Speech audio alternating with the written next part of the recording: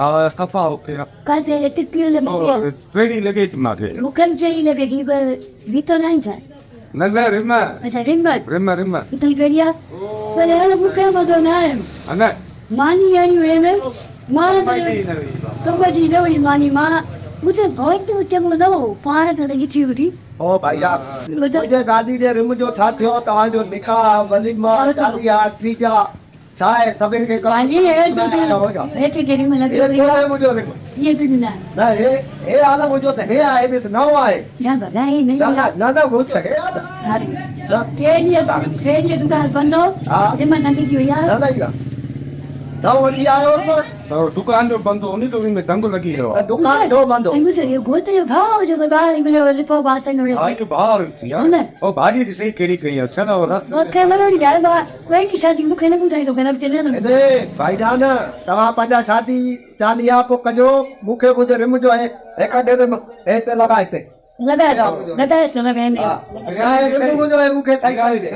बिल्कुल अरे एड़ो तंबो हन तो माई तू सब नहीं एड़ो कर मुझे क्या दी बिरयानी में खाती मैं फिर क्या हमारे खबर से मां खाई तो ना कौन पोस कौन मेरे बतो कोई नहीं आता आया तो पानी अरे सब ले डाल के यार शायद माता तो बोली बिल फिर गयो न कयो मुखे बुधायो यार अरे यार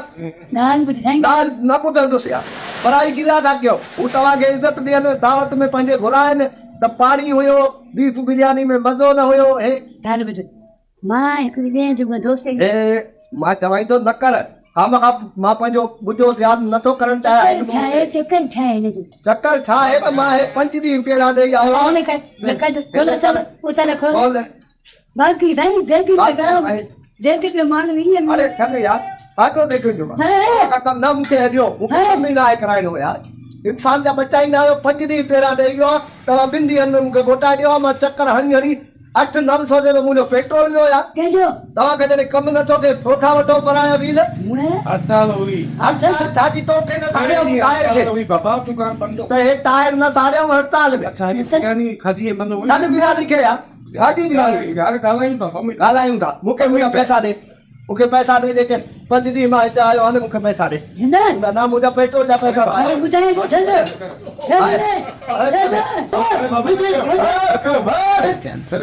किसी बात ना ना वो अकेले ते हमलो कयो था आवाज गैरतमंद आयो इते बियो मां पंजी माई के वठी दो ता ओदी सोके झड़ो था कयो हां शादी कया तो सही सही तवा जे घरा त कया राजा डाल मुझे तुझे करे ठेड़ो ठेवा के ने पर शादी करना हे माई के थिया वनो झड़ा सीधा के तीन छिना